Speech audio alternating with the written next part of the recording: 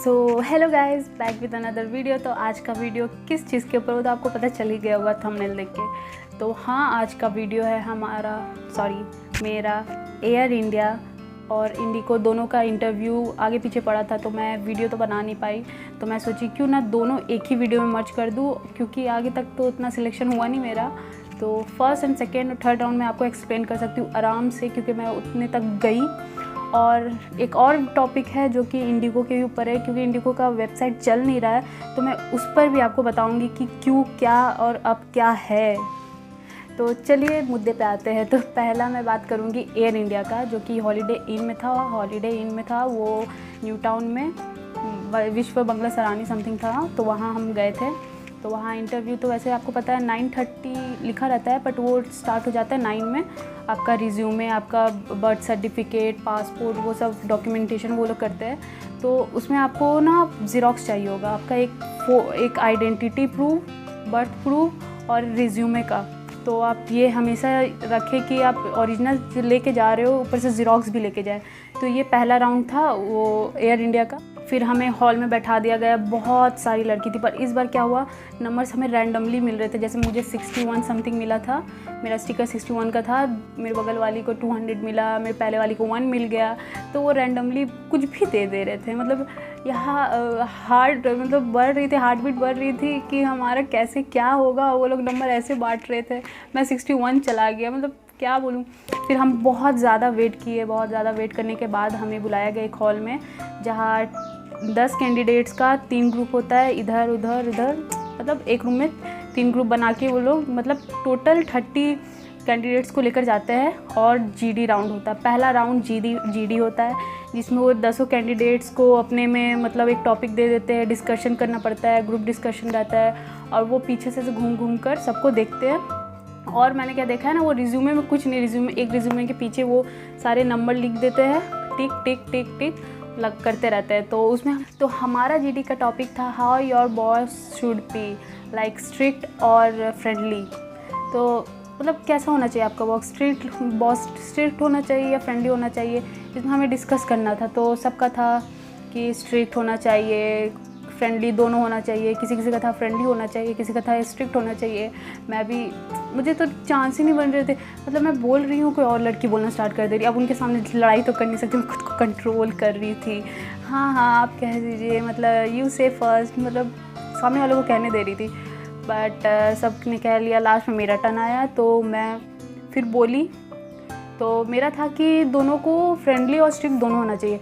But यहाँ जिसने अपने ऊपर मतलब एग्ज़ाम्पल देके कहा वो सिलेक्ट हुई। एक थी आपकी होटल मैनेजमेंट से थी, एक थी कंपनी कोई सेल्स मार्केटिंग की थी, और एक थी एविएशन से ही थी।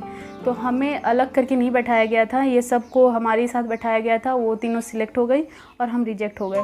तो एयर इंडिया के साथ मेरी इंटरव्यू यही ख़त्म हो गई। मैं अपना मुंह लटकाई और घर चल दी। अगर मैं एयर इंडिया के आगे की प्रोसेस की बात करूँ, तो जीडी के बाद होता है आपका BMI, स्कार्स चेक होते हैं, आपका मेकअप चेक होता है, कुछ तो टैटू वैटू है नहीं वो चेक होता है, weight and height, BMI check होता है, जो कि 18 to 22 के अंडर होना चाहिए। थोड़ा इधर उधर होता है तो वो लोग आपको भेज देते हैं। अगर जैसे देखो मेरा बर्थ मार्क है यहाँ, बट मुझे वो लोग ने सिलेक्ट कर लिया था। तो बर्थ मार्क आप हाइड कर सकते हो, तो बर्थ मार्क आप हाइड कर लो। अगर नहीं है तो उनको कह दो। मैं तो सामने से कह दी थी कि मेरी यहाँ पर बर्थ मार्क है, बट वो लोग लिख कर मुझे पास कर दिए थे, नसीब। फिर आपका थर्ड राउंड होता है PI, पर्सनल इंटरव्यू होता है। और कुछ दिन ऐसा होता है कि PI के बाद फिर एक इंटरव्यू होता है। तो नहीं, फर्स्ट होता है आपका रिज्यूमे, वो डॉक्यूमेंटेशन, फिर होता है आपका GD, फिर होता है आपका BMI, फिर आपका होता है PI, और फिर एक और लास्ट इंटरव्यू होता है जो कि पर्सनल इंटरव्यू होता है। तो ये हो गया आपका एयर इंडिया का। तो अब आते हैं हम इंडिगो में। इंडिगो का इंटरव्यू चल रहा था O2 में। हाँ, वो भी राजारहाट उसी के पास था, मतलब कुछ ही दूर था, मतलब वहाँ से 20-30 रुपये में पहुँच जाओगे। हाँ, तो वहीं में था। तो वहाँ जाते ही बहुत सारी गर्ल्स थी, हमें बहुत सारा वेट करना पड़ा। हमें अपना सीरियल नंबर, मतलब उनको नंबर बताकर फिर अपना नंबर लिखना था, रिज्यूमे के ऊपर हमारा नंबर लिखना था। फिर आया हमारा टर्न। तो मनप्रीत मैम को हमें इम्प्रेस करना था अपने आंसर से, जो कि बहुत ज़्यादा हार्ड है, बहुत ही ज़्यादा। तो फिर हमारा जो टॉपिक था वो टॉपिक बहुत ही कॉमन था, बहुत ही ज़्यादा। इंडिगो में तो अक्सर सारे टॉपिक कॉमन ही आते हैं। तो हमारा जो टॉपिक था वो था what do you do in your free time. तो ठीक है, जो मैं लिटरली फ्री टाइम में करती हूँ मुझे वो कहना था, बट वो एक फ़र्स्ट लड़की कह गई, समझ रहे हो ना, मतलब फ़र्स्ट इंप्रेशन मैम का गई उसी लड़की के पास, बस वो लड़की सिलेक्ट हुई और हम सब रिजेक्ट हो गए। फिर वैसे तो हम रिजेक्ट हो गए। और मैं कुछ टॉपिक्स है जो कि मैं बता दूं कि उस दिन एक और टॉपिक था how do you celebrate your loved ones birthday,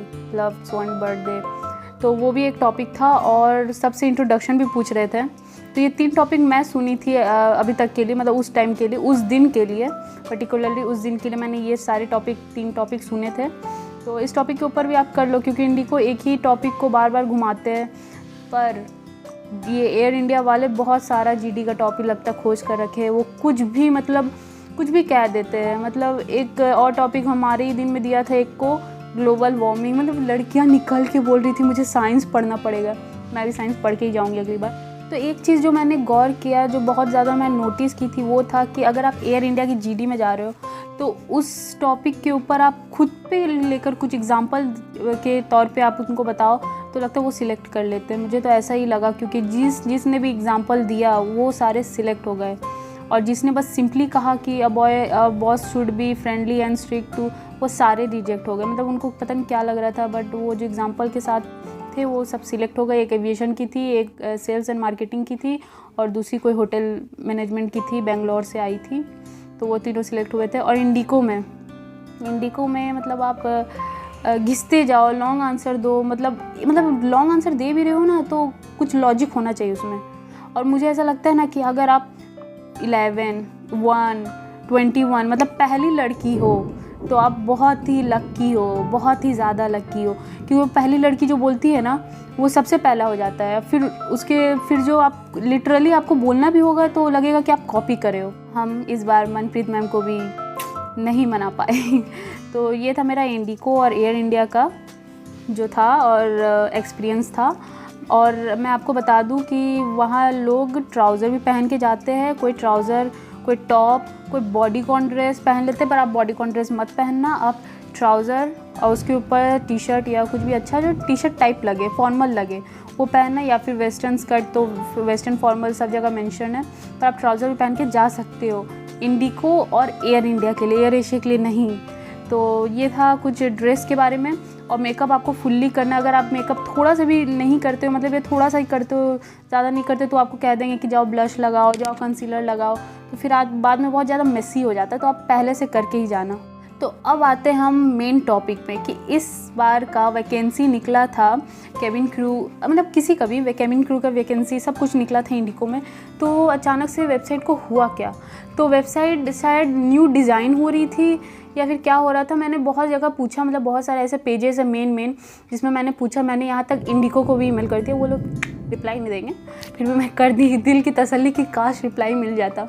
but मुझे जितना पता चला कि ये था कि अगर नहीं आ रहा है वैकेंसी तो आप मत जाओ, but for the god sake आ गया है वैकेंसी, आप जाओ अप्लाई करो। इस बार आपको अप्लाई करना पड़ेगा क्योंकि ATR ट्रेनी का पोस्ट निकला है, वैकेंसी निकला है, कोलकाता, दिल्ली, हर जगह का निकला है। आप जाओ, आप वहाँ में फिल करो फॉर्म। वो अगर आप शॉर्ट लिस्ट होंगे तो आपको ईमेल आएगा, अगर आप शॉर्ट लिस्ट नहीं होंगे तो ईमेल नहीं आएगा। वहाँ आपको जाके पूछेंगे कि आपको इन्विटेशन आया है या नहीं।